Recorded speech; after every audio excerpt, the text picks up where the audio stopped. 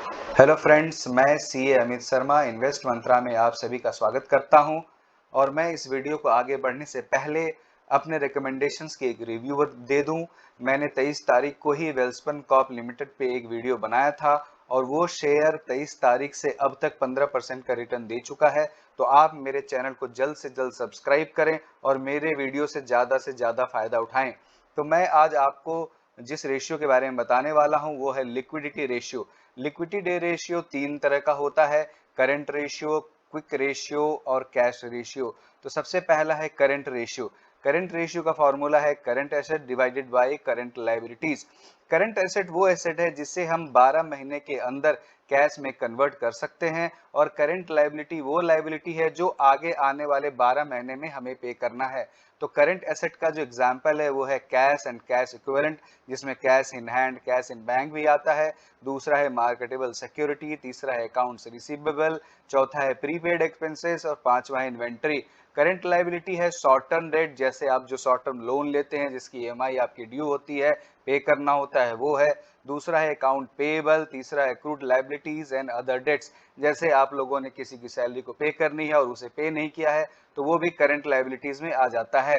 तो करंट जो ideal current ratio होता है वो 1 to 3 के बीच में होता है। अगर करंट रेशियो 1 से कम है, इसका मतलब है कि आपकी करंट लायबिलिटीज करंट एसेट से ज्यादा है और आपके पास जो करंट एसेट है वो आज के करंट लायबिलिटी को पे करने में सक्षम नहीं है। और अगर करंट रेशियो 1 से ज्यादा है तो आपकी करंट लायबिलिटी आपके करंट एसेट से कम है। इसका मतलब है जो आपको 12 महीने में पे करना है वो आप उसे आसानी से पे कर सकते हैं। कंपनी का करंट रेशियो बहुत ज्यादा होना भी अच्छी बात नहीं है। इसका मतलब है कि वो कंपनी अपने कैश को होल्ड कर रही है और इसका इस्तेमाल बहुत अच्छे से अपने कंपनी के ग्रोथ के लिए नहीं कर पा रही है। अब दूसरा रेशियो है क्विक रेशियो। बहुत ही कंजर्वेटिव अगर लेकर लोग बात चलें तो क्विक रेशियो भी बहुत ही हेल्पफुल है। क्विक रेशियो का जो फॉर्मूला होता है वो है quick asset divided by current liabilities. Quick asset वो एसेट है जब करंट एसेट में हम लोग इन्वेंट्री हटा देते हैं तो वो क्विक एसेट हो जाता है। अब इन्वेंट्री के भी तीन पार्ट होते हैं: raw material, work in progress और फिनिश्ड गुड्स। इन्वेंट्री जो फिनिश्ड गुड्स है उसको तो आप क्विकली बेच सकते हैं, लेकिन अगर वही फिनिश्ड गुड्स रॉ मटेरियल और वर्क इन प्रोग्रेस में है तो उसे आपको बेचने में हो सकता है कि 12 महीने से भी ज्यादा लग जाए। तो इस केस में क्विक रेशियो आपको बहुत ही हेल्पफुल हो जाता है। और बहुत सारे ऐसे केसेस हैं जैसे रिटेल इंडस्ट्री, इसमें क्या होता है जब कोई सीजन आने वाला होता है तो कंपनियां क्या करती हैं कि स्टॉक को अच्छे से रख लेती है और उस सीजन में सेल करने के लिए, क्योंकि उस सीजन में उसका डिमांड बहुत ज्यादा होता है तो उस वक्त उसका करंट रेशियो तो बहुत हाई हो जाता है। लेकिन जैसे ही वो सीजन खत्म होता है और उनका सारा इन्वेंट्री बिक जाता है वैसे ही उसका करंट रेशियो भी घट जाता है। तो ऐसे केसेस में हमें क्विक रेशियो पर विशेष ध्यान देना होता है। आइडियली जो क्विक रेशियो होता है वो 1 होता है। तो अगर कोई किसी कंपनी का क्विक रेशियो 1 है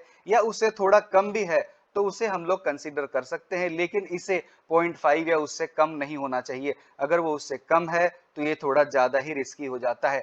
अब हम लोग देखते हैं कैश रेशियो। अगर बहुत ही वर्स्ट केस सिनेरियो है जिसमें कंपनीज अपने डेट को बिल्कुल पे नहीं कर पा रही, अपने इन्वेंटरीज को भी बेच नहीं पा रही और उसे कोई लोन देने के लिए भी तैयार नहीं है, तो हम लोग ऐसे कंडीशन में कैश रेशियो को भी कंसीडर कर सकते हैं अपने इन्वेस्टमेंट पर्पस के लिए। तो कैश रेशियो का जो फॉर्मूला होता है वो cash plus cash equivalent divided by current liabilities. अब कैश और कैश इक्विवेलेंट क्या है? कैश इन हैंड है, कैश इन बैंक है, सर्टिफिकेट्स ऑफ डिपॉजिट्स है, ट्रेजरी बिल्स है, कमर्शियल पेपर्स है। इसे आप तुरंत ही कैश में कन्वर्ट कर सकते हैं। और करंट लायबिलिटी तो आप जानते ही हैं। तो इस तरह से कैश रेशियो मतलब वो कंपनी आज जो करंट लायबिलिटी है उसको कैश में पे करने में सक्षम है या नहीं।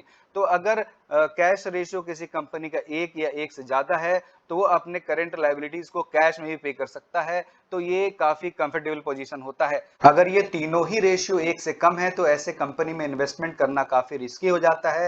As a long term investment हमें ऐसे कंपनी में इन्वेस्ट नहीं करना चाहिए जिसका शॉर्ट टर्म प्रोस्पेक्ट्स ही बुरा हो। मतलब ये अगर शॉर्ट टर्म लायबिलिटीज को ही ये कंपनी पे नहीं कर पा रही तो हमें बहुत ही कॉशियसली, बहुत सोच समझकर ही ऐसे कंपनी में इन्वेस्टमेंट को कंसीडर करना चाहिए। लेकिन सिर्फ लिक्विडिटी रेशियो को ही ध्यान में रखते हुए किसी कंपनी का सिलेक्शन नहीं किया जा सकता। हमें P ratio, debt to equity ratio को भी ध्यान रखना बहुत जरूरी है। इसके लिए मैंने पहले भी वीडियो बनाया हुआ है जिसका मैं डिस्क्रिप्शन बॉक्स में लिंक शेयर कर देता हूं। और इसके साथ वेल्सपन कॉर्प लिमिटेड का भी लिंक मैं शेयर कर देता हूं, तो आप लोग वहां जाइए, उसे देखिए, उस चीज को समझिए और ये बताइए कि मेरा ये वीडियो कैसा लगा। अगर अच्छा लगा तो लाइक करें, कमेंट करें, अपने मित्रों और फैमिली मेंबर के साथ शेयर करें।